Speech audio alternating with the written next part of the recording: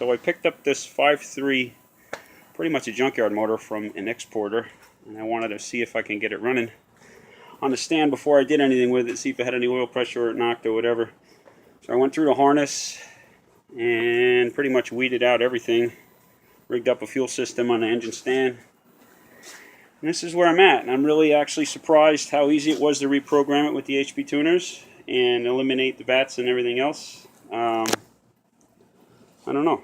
Yeah, let's see what happens here. Hold that. Yeah. And, let's give it some ignition.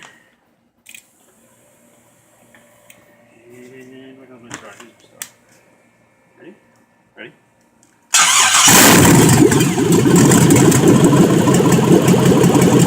Yeah, it's sparking out now.